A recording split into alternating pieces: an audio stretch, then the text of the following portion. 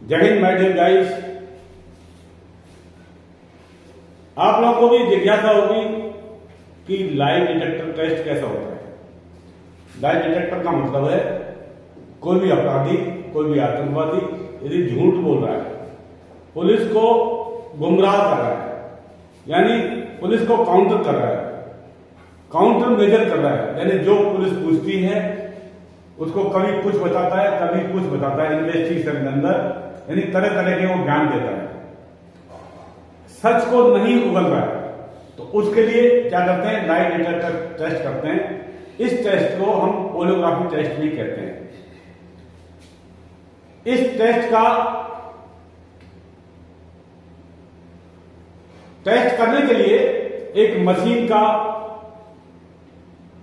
उद्घाटन हुआ, एक मशीन का आविष्कार हुआ, और मशीन का आविष्कार जो करने वाला था एक स्टूडेंट था मेडिकल का, जो कि कैलिफोर्निया यूनिवर्सिटी का था। कैलिफोर्निया यूनिवर्सिटी का एक स्टूडेंट था, इसने किया, और उसका नाम था जॉन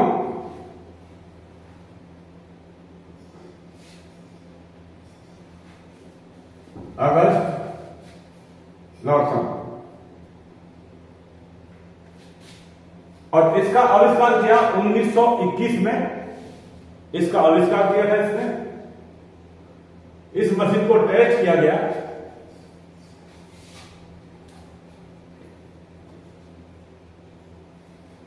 किसी भी अपराधी को उससे सच उगलवाने के लिए कि वो क्या झूठ बोल रहा है या सच बोल रहा है, इस प्रक्रिया को किया जाता है। इसके अंदर कोई भी इंजेक्ट नहीं किया जाता, यानी कोई इंजेक्शन नहीं दिया जाता, सिर्फ एक मशीन को लगाया जाता है, और इस मशीन में कुछ कंपोनेंट होते हैं। तो कंपोनेंट्स आर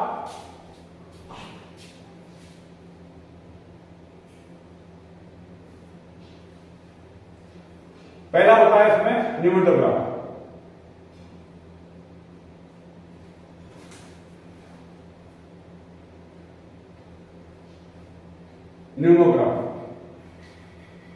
दूसरा होता है इसमें कार्डियोवैस्कुलर,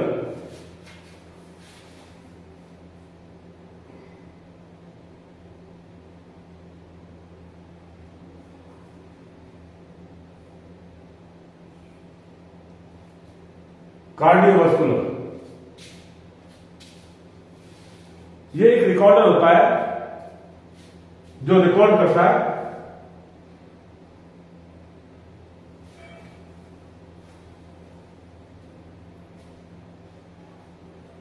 तीसरा होता है गैल्वेनोमीटर।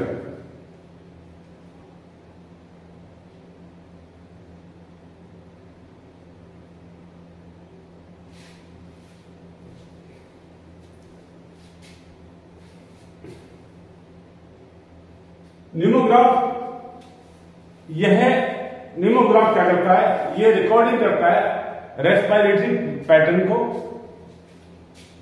यानी recorder of respiratory pattern.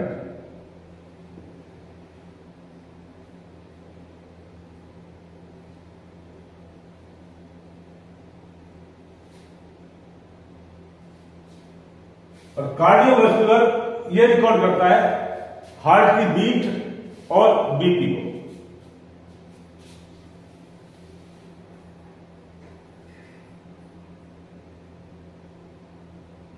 And BP. Galvanometer ये रिकॉर्ड करता है पसीना, यानी जो स्किन के ऊपर पसीना आता है उसको रिकॉर्ड करता है, और पसीने के लिए एक वो होती है ग्लैंड्स, जिसको बोलते हैं सिक्रीन स्वीट ग्लैंड। ये मानव शरीर के अंदर एक्रीन होता है। एक्रीन स्वीट ग्लैंड ये मानव शरीर के अंदर 40 लाख तक होती है।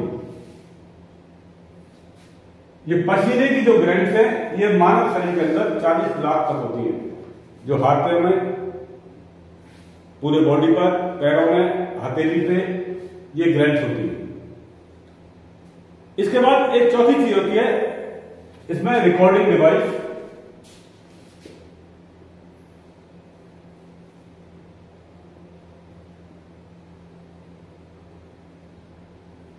ये ओवरऑल जो ऊपर वाले रिकॉर्ड है उनका रिकॉर्ड करता है, ये एक यानी होल रिकॉर्ड है।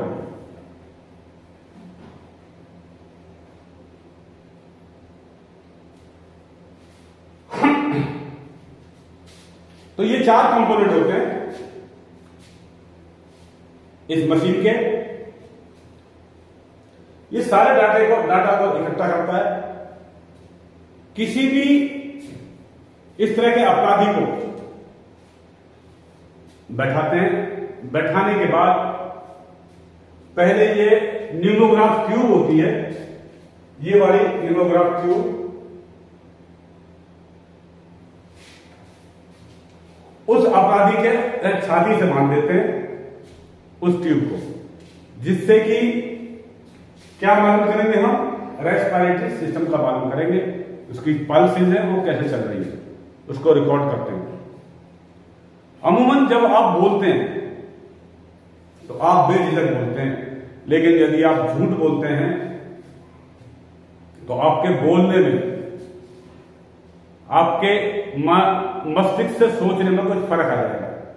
यानी किसी झूठ को बोलने के लिए, झूठ को सच करने के लिए आपको बहुत कुछ मसाला लगाना पड़ेगा उसमें, और उस मसाला लगाने के लिए आपके चेहरे का जो हाव भाव है वो भी चेंज हो जाएगा।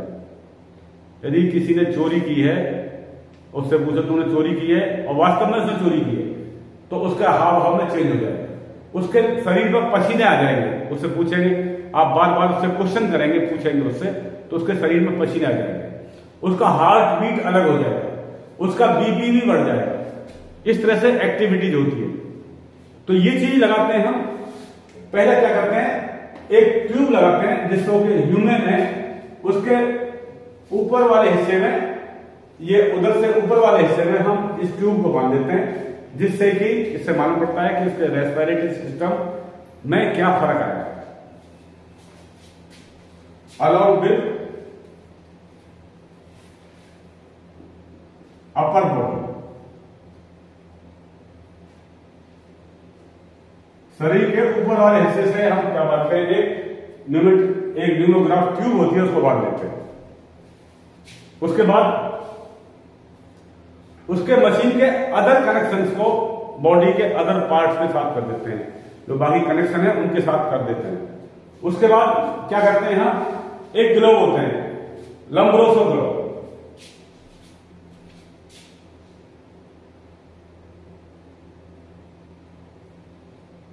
लंब्रोसो ग्लोव्स,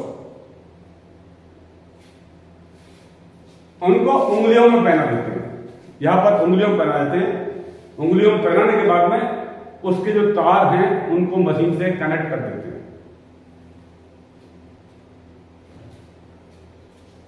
उसके बाद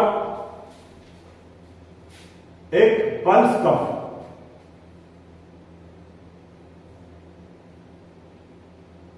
जैसा कि आपने देखा है, डॉक्टर जब बीपी नापता है तो एक यहां पर बाजू में पल्स कफ बांध देता है, जिससे हम, और उसके बाद में वो देखता है दबाकर कि बीपी क्या है, तो यहां पर पल्स कफ बांध देते हैं।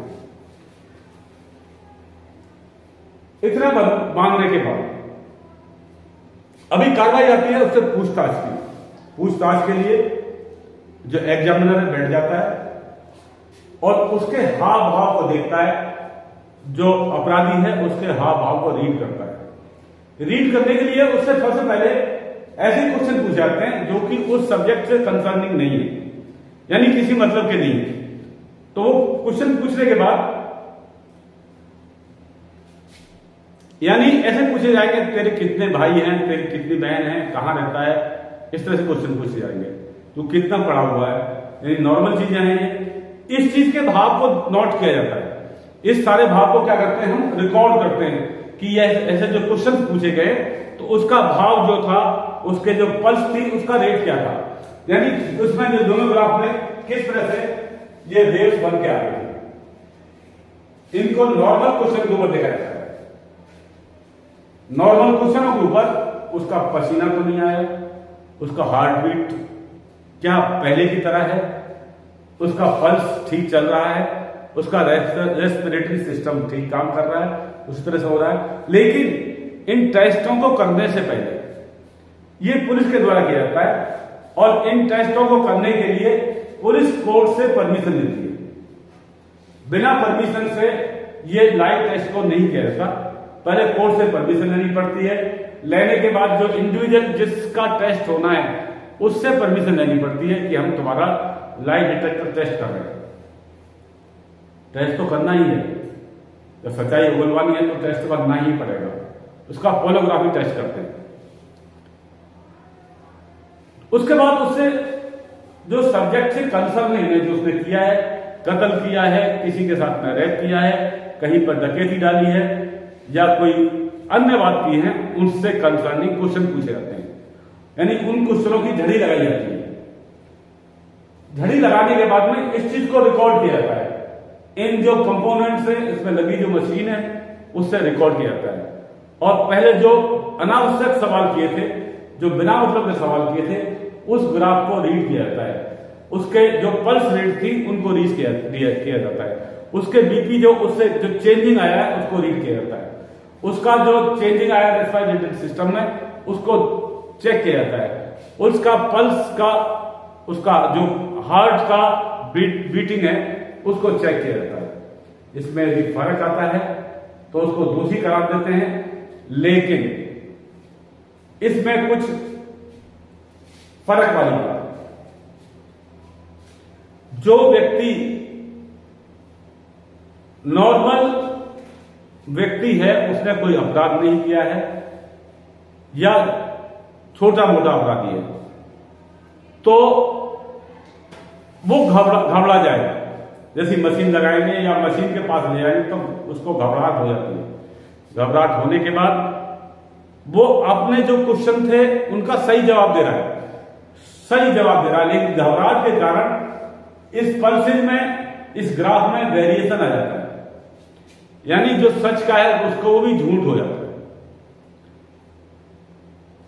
इसके बरखिलाफ यदि कोई अपराधी है, सातिर अपराधी है, तो सातिर अपराधी इतना कंट्रोल कर लेता है, उसको पता है कि मुझसे ये क्वेश्चन पूछे जाएंगे और मेरा इसे पूछने के बाद में मेरा क्या क्या इसमें चेक किया जाएगा, क्या क्या इसका कैलकुलेशन होगा, तो वो अपने ऊपर कंट्रोल कर लेता है और बहुत साधारण रूप में उनका जवाब देता रहता है। उनका जवाब देता है जिससे कि जो झूठ है, जो सच है, वो भी, जो झूठ बोलकर भी वो सच में जाहिर नहीं होने देता।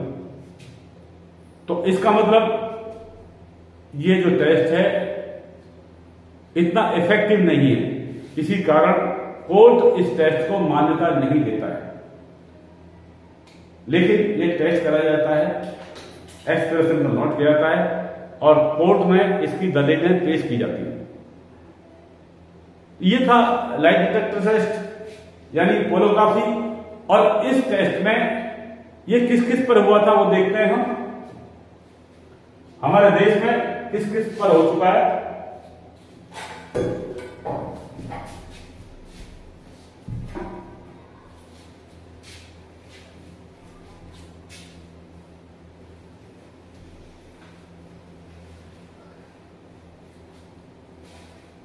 पहला टेस्ट हुआ ये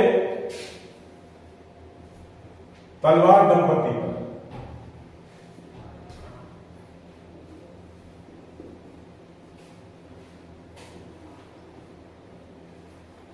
तलवार दंपति का होता आरुषि कांड के अंदर आरुषि की हत्या कर दी गई थी। उसके ऊपर तलवार फैमिली पर यह पहला टेस्ट हुआ था। सॉरी। उसके बाद चंडीगढ़ का एक नेशनल शूटर था,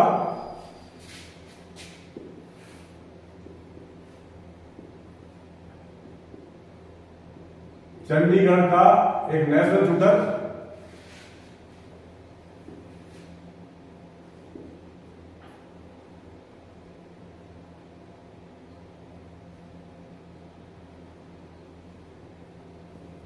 यानी सिप्पी मर्डर कांड।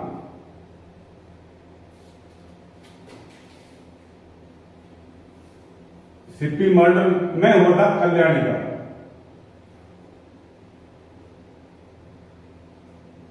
कल्याणी का टेस्ट हुआ था। उसके बाद हुआ ये सुशांत राजपूत का।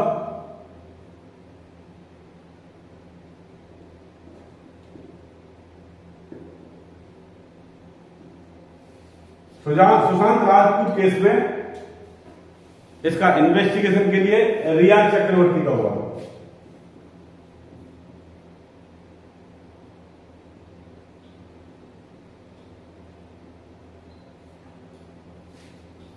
रिया चक्रवर्ती का टेस्ट हुआ था। अभी फिलहाल में जो दिल्ली में कांड हुआ है श्रद्धा वाला,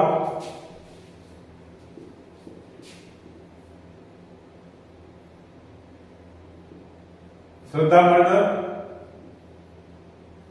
इसमें हुआ है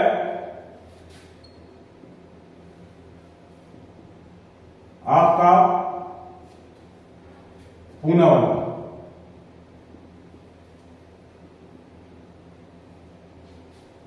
इनका टेस्ट हो चुका है।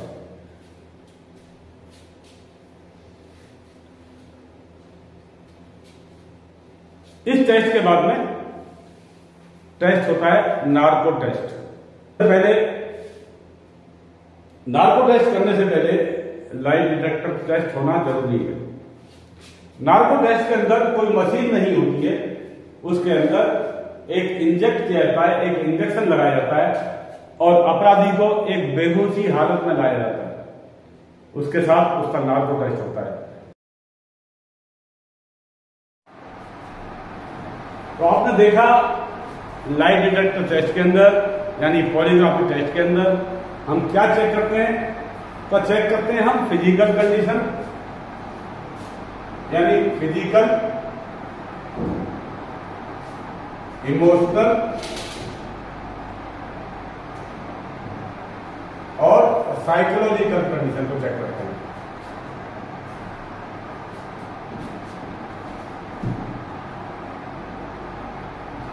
इनको चेक करते हैं। अभी जैसे बताया था मैंने, उसमें कुछ ड्रॉबैक्स हैं, कुछ कमियां हैं।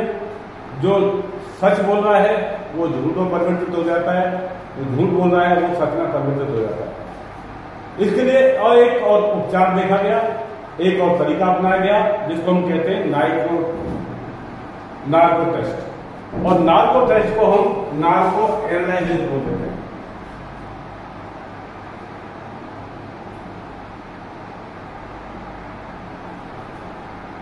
नार्को एनालिसिस कहते हैं। इसके अंदर हम जो अपराधी है उस अपराधी का जिसका नार्को टेस्ट करते हैं। नार्को टेस्ट करने से पहले कोर्ट से परमिशन ली जाती है और उस व्यक्तिगत को पहले सूचित किया जाता है कि हम तुम्हारा नार्को टेस्ट करेंगे। यानी ये सेल्फ और कोर्ट की परमिशन से होता है। कोर्ट की परमिशन होनी चाहिए और सेल्फ को भी इंटीमेशन दिया जाएगा और उससे परमिशन दी जाएगी कि तुम्हारा नार्को टेस्ट होना है। नार्को टेस्ट के लिए इसकी एक टीम होती है। उस टीम के अंदर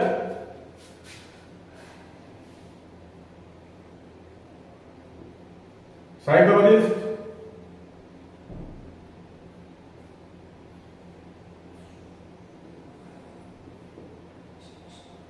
टेक्नीशियन,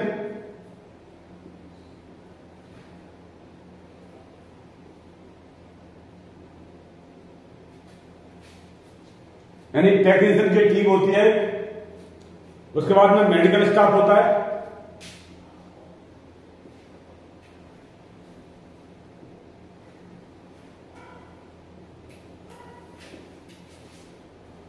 और एक होता है एनेस्थीसिया वाला डॉक्टर।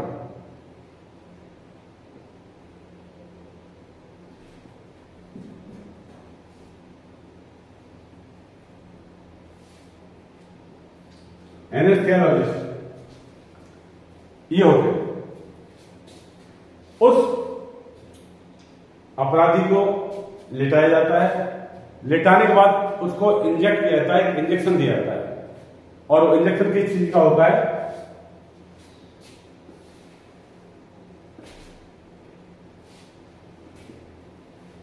सोडियम पेंटोथर, सोडियम पेंटोथर का या सोडियम थायोपेंटर।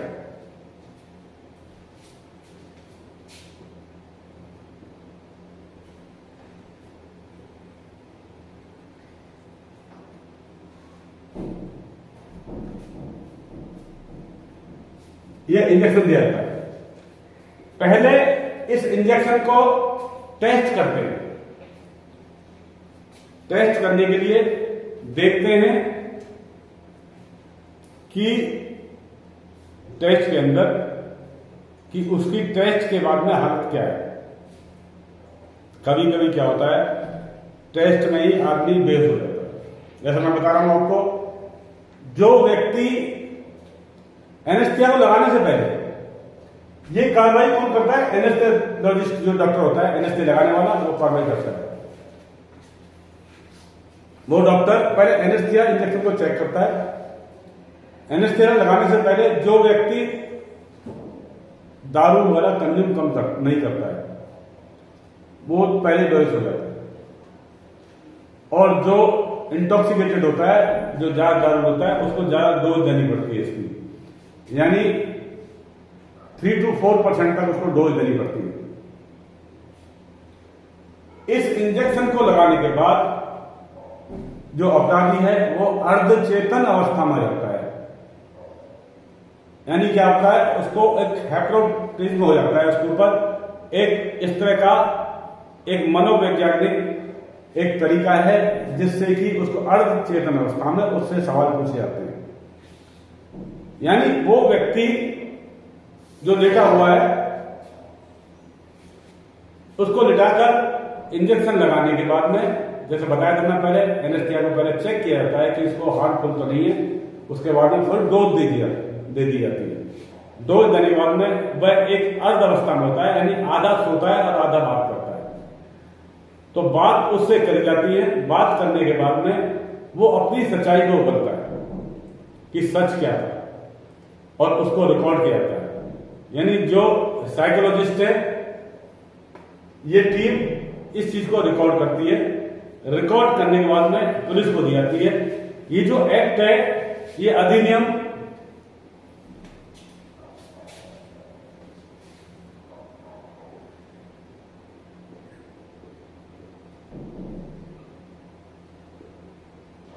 1972 का एक्ट है 27,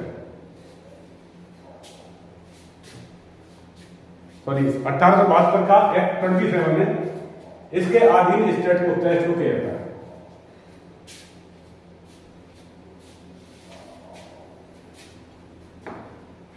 इस टेस्ट को, जो इसका एविडेंस है, वो कोर्ट में दिया जाएगा और कोर्ट इसके ऊपर विचार करेगा।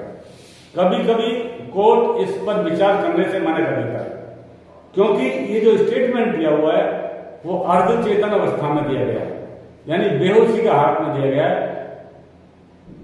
इसमें यानी उसका होश नहीं होने के बाद दिया गया है, तो इसको कभी कभी कोर्ट रिफ्यूज कर देता है। लेकिन एविडेंस देने के बाद में इस पर बहस होती है और जो व्यक्ति है उस पर केस चलता है। ऐसे केसों को देखते हुए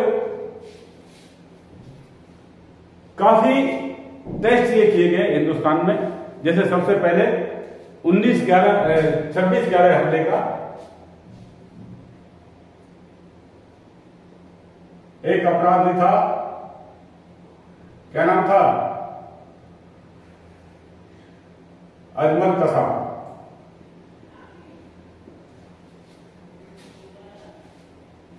इस पर इसको किया गया अजमल कसाब के ऊपर। उसके बाद में आरुषि कांड के ऊपर किया गया, जैसे बताया था तलवार दंपति पर। आरओसी कांड पर इस टेस्ट को किया गया। उसके बाद में और मुझे श्रद्धा ही लिखना गया था, श्रद्धा कांड। श्रद्धा कांड में भी जो आफ्ताब पूना वाला था उसको किया गया। ये एग्जैक्ट तरीका है, इसके बाद में कोई तरीका नहीं है सच को बनवाने का, क्योंकि इन्वेस्टिगेशन के अंदर, पुलिस के इन्वेस्टिगेशन के अंदर जो बयान दिए जाते हैं वो कोर्ट में जाकर झूठे होते हैं। उसको पुलिस ने अपनी इन्वेस्टिगेशन का पूरा एविडेंस देना पड़ता है। इसका ड्रॉबैक्स है, कुछ नुकसान है। यह डिपेंड करता है कि इसको डोज कितना दिया गया है। यदि डोज ज्यादा दिया गया है तो उसके अंदर चिड़चिड़ापन आ जाएगा, उसकी मानसिक अवस्था खराब हो जाएगी, यानी एक पागलपन का एक उसके ऊपर दौरा शुरू हो जाएगा। उसको एंजाइटी की बीमारी होती है, उसकी मेमोरी क्या होती है, वीक हो जाती है। यदि डोज ज्यादा दिया जाए तो पेशेंट की हालत खराब हो जाती है, उसका बीपी डाउन हो जाता है और वो कोमा तक न चला जाता है। तो ये थे आपके लाई डिटेक्टर और यानी पोलोग्राफ और नार्को टेस्ट, जो कि अपराधियों पर समय समय पर किए जाते हैं और इनको कोर्ट में पेश किया जाता है और अपराधी को अपराधी घोषित किया जाता है। तो ऐसे वीडियो देखने के लिए आप मेरे चैनल को सब्सक्राइब करें, लाइक करें, कमेंट करें और अगले वीडियो तक नमस्कार, जय हिंद।